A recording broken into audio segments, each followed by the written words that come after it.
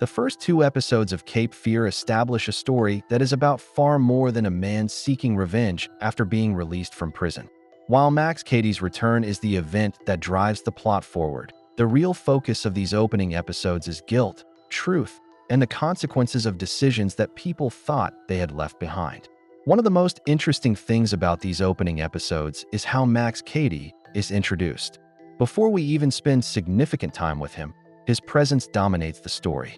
The premiere begins with his former mistress obsessively surrounded by newspaper clippings about his case before eventually confessing to the murder for which he was convicted. Cady immediately feels larger than life. The show reinforces this feeling throughout both episodes. Characters speak about him before they encounter him. News stories reshape public opinion around him. Rumors follow him everywhere. Even when he isn't physically present, he influences the actions of nearly every character. This creates the sense that Cady is not simply an antagonist. He represents the past itself. Every secret, every mistake, and every questionable decision that Anna and Tom hoped to leave behind seems to return with him. At the same time, the series carefully avoids making Cady completely sympathetic. Episode 2 opens with a flashback showing him defending himself during a prison attack, but the level of violence he displays is shocking. The scene serves an important purpose because it shows two sides of the character simultaneously. On one hand, he is a victim of brutality. On the other hand, he's capable of brutality himself. This balance is what makes him so unsettling. We can understand why he's angry without ever feeling comfortable around him. More than anything else, the first two episodes are about guilt and the different ways people respond to it. Every major character seems haunted by something they have done, failed to do, or chosen to ignore. Cady carries the anger and resentment of spending years in prison for a crime he claims he didn't commit. Anna and Tom appear increasingly uncomfortable whenever details of the original case are mentioned. Zach is dealing with the consequences of the revenge porn scandal involving his former girlfriend.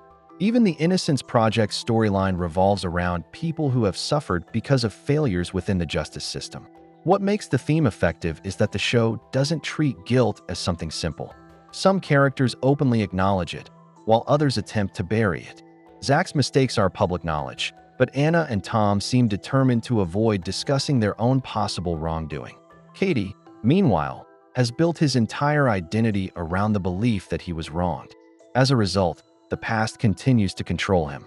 The series repeatedly suggests that guilt doesn't disappear simply because time passes. This idea becomes increasingly important as the story progresses. Every interaction between Cady and the Bowdens feels less like a battle between good and evil and more like a confrontation between people who are all carrying their own forms of guilt. The difference is that Cady refuses to let anyone forget theirs. A major theme throughout both episodes is the gap between appearance and reality. Anna and Tom are presented as successful, respected professionals. Anna is the public face of an Innocence Project that advocates for justice, while Tom has built a career within the legal system. From the outside, they appear to represent fairness, integrity, and success. However, Cady's arrival immediately begins to challenge that image. The fundraiser scene is arguably the most important sequence in the premiere because it shifts control of the narrative.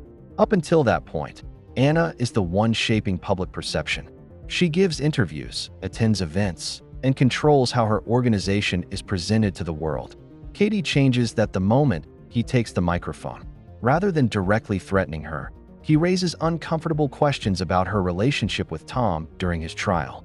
If those rumors are true, then the entire case becomes suspect. Even if people are unsure whether to believe him, the damage is already done because doubt has entered the conversation. This reflects one of the show's larger ideas about power. Institutions often depend on public trust, but trust can disappear remarkably quickly once people begin questioning whether those in authority acted ethically. Anna and Tom spend these episodes trying to maintain control, but every new revelation weakens their position. The more they attempt to protect themselves, the more suspicious they appear. The most disturbing moment of episode 1 arrives when Zach discovers that one of his toes has been amputated. It's a shocking piece of horror imagery. However, the scene carries a deeper symbolic meaning that ties directly into Cady's earlier speech. During the fundraiser, Cady describes a life sentence as losing pieces of yourself over time. He compares prison to a slow process of destruction in which fingers, toes, and eventually entire parts of a person's identity are stripped away. Later, Zach literally loses one of his toes. The amputation represents the idea that the Bowdens are beginning to experience the same kind of loss that Cady believes was inflicted upon him. Prison took years of his life, relationships, opportunities, and sense of identity. Now someone is forcing the family to experience their own version of that process. Another important piece of symbolism appears when Natalie discovers a family of dead skunks floating in the swimming pool. The image is unsettling, but it also functions as a visual warning about the state of the Bowden family. The skunks aren't random animals. They're a family consisting of parents and children, mirroring the structure of the Bowden household.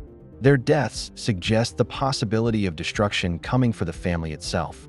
The fact that they appear in the swimming pool is also significant because pools often symbolize comfort, safety, and wealth. The Bowdens have built a privileged life that appears stable from the outside. The dead skunks foreshadow the idea that something is rotting beneath the surface of their seemingly perfect lives. Episode 2 spends a surprising amount of time drawing connections between Max Cady and Zach.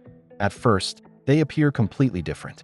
One is a former prisoner with a violent reputation, while the other is a teenager from an affluent family. However, the show repeatedly places them in similar situations and gives them similar struggles. Both characters are isolated from the people around them. Both are haunted by visions and memories. Both struggle with guilt and shame. Both have damaged relationships with others. And most importantly, both are products of environments that have failed them in different ways. Cady's childhood was defined by neglect and abuse, while Zach's life is marked by emotional distance and a lack of meaningful guidance from his parents. The purpose of these parallels isn't to suggest that they are identical. Instead, the series seems interested in exploring how damaged people are created.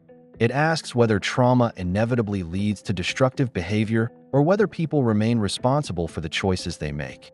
One of the strongest ideas running through both episodes is the fear that hidden truths will eventually come to light. This theme appears everywhere, from the investigation into Zach's online relationship to the growing suspicion surrounding Anna and Tom's actions during Cady's trial. Technology plays an important role in reinforcing this idea.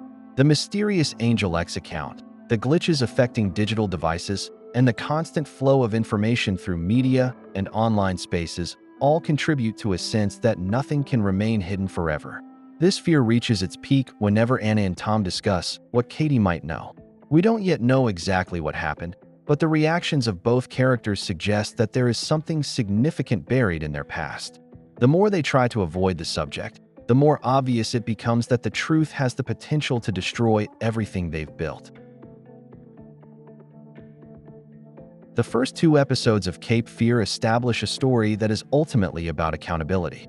Max Cady's release from prison acts as the catalyst for a chain reaction that forces every character to confront aspects of themselves they would rather ignore. The series is less interested in presenting a simple revenge story than it is in exploring what happens when old wounds are reopened and long-buried secrets begin to surface. By the end of episode 2, the biggest mystery is no longer whether Cady is planning revenge.